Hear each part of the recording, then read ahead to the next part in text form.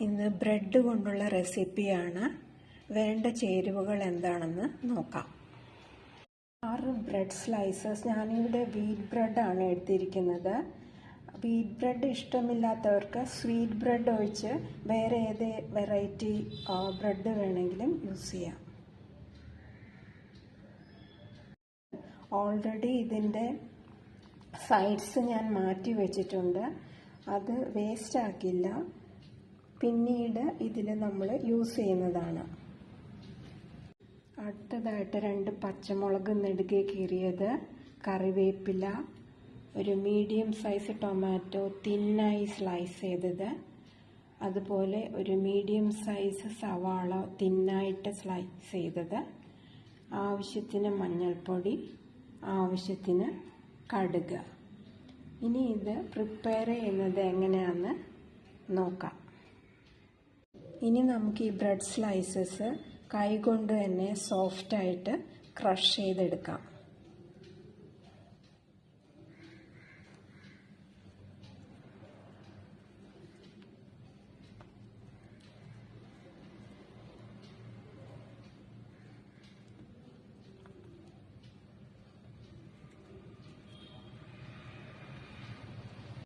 അങ്ങനെ 6 സ്ലൈസസ് ഞാൻ കൈകൊണ്ട് ക്രഷ് ചെയ്ത് കഴിഞ്ഞു.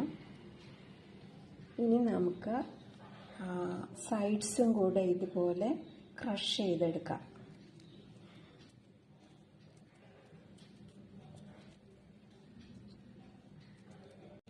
അങ്ങനെ സൈഡ്സും കൂടെ റെഡിയാക്കിയിട്ടുണ്ട്. അതുപോലെ ഇനി നമുക്കിതൊന്ന് മിക്സ് ചെയ്യാം.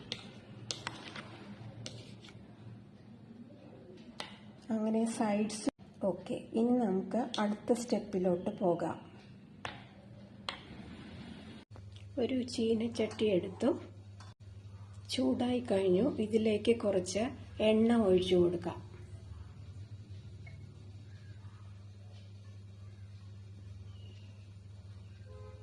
എന്നിട്ട് കറിവേപ്പില ഒന്ന് മൂപ്പിച്ചെടുക്കാം.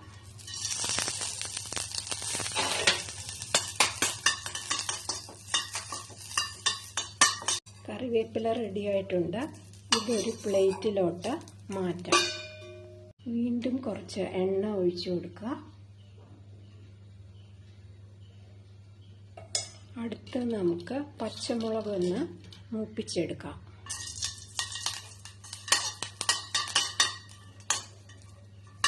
പച്ചമുളകും മൂത്ത് കഴിഞ്ഞു. ഇനി നമുക്ക് ഇതും പ്ലേറ്റിലോട്ട് മാറ്റാം. അടുത്തതായിട്ട് കുറച്ച് കൂടുതൽ എണ്ണ ഒഴിച്ചു കൊടുക്കുക.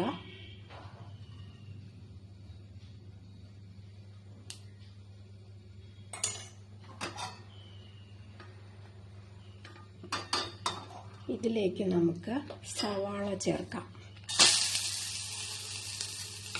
സവാളയെ അതുപോലെ ഒന്ന് മൂപ്പിച്ചെടുക്കാം.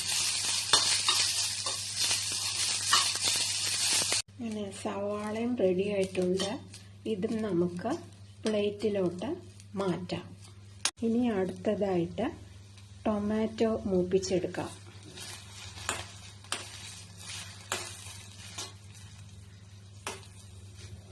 ടൊമാറ്റോയും റെഡി ആയിട്ടുണ്ട്. ഇതും നമുക്ക് പ്ലേറ്റിലോട്ട് മാറ്റാം. കടുക് താളിക്കാം. കുറച്ച് എണ്ണ ഒഴിച്ചു കൊടുക്കാം.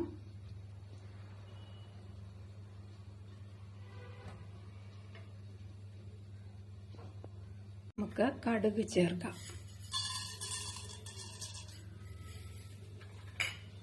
ഇനി ഇതിലേക്ക് കുറച്ച് മഞ്ഞൾപ്പൊടി ചേർക്കാം.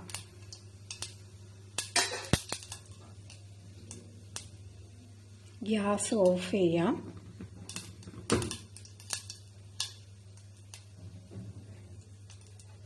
എന്നിട്ട് നമുക്ക് ടൊമാറ്റോയും സവോളയും ഇതിൽ ചേർക്കാം.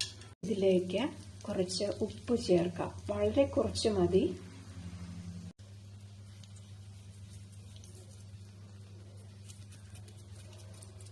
എന്നിട്ട് നന്നായിട്ടൊന്ന് ഇളക്കണം.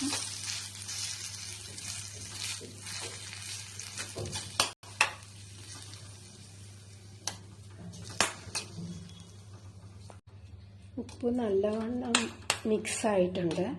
ഇനി ഇതിലേക്ക് പച്ചമുളകും കറിവേപ്പിലയും കൂടെ ആഡ് ചെയ്യാം.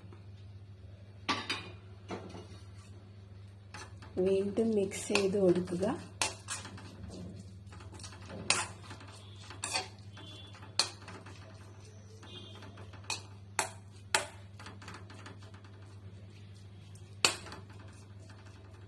ഇനി ഇതിലേക്ക് നമുക്ക് ബ്രെഡ് ആഡ് ചെയ്യാം.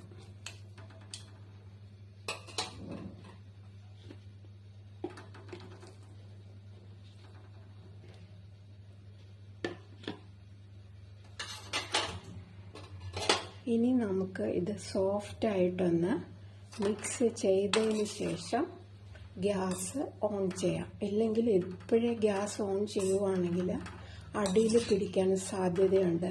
ഇത് വേവിക്കാനൊന്നുമില്ല, ജസ്റ്റ് ഒന്ന് ചൂടാക്കണം, അത്രയേ ഉള്ളൂ. അതിനാണ് ഗ്യാസ് ഓഫ് ചെയ്യുന്നത്. ഇത് നന്നായിട്ടൊന്ന് മിക്സ് ചെയ്യാം.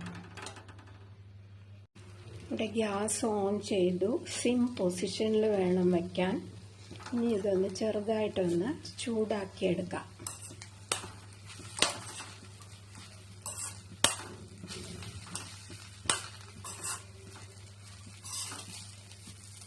അങ്ങനെ ഇത് റെഡിയായി കഴിഞ്ഞു, നന്നായിട്ട് ചൂടായി. ഇനി ഗ്യാസ് ഓഫ് ചെയ്തിട്ട് അടുപ്പിൽ നിന്ന് മാറ്റാം. അത് കഴിഞ്ഞിട്ട് പ്ലേറ്റിലോട്ട് മാറ്റാം. പ്ലേറ്റിലോട്ട് മാറ്റിയിട്ടുണ്ട്. അപ്പോൾ തീർച്ചയായിട്ടും നിങ്ങളും ട്രൈ ചെയ്ത് നോക്കുക. ലൈക്ക് ചെയ്യുക, ഷെയർ ചെയ്യുക, ചാനൽ സബ്സ്ക്രൈബ് ചെയ്യുക. വീണ്ടും ഒരു സിമ്പിൾ റെസിപ്പിയുമായിട്ട് മറ്റൊരു ദിവസം.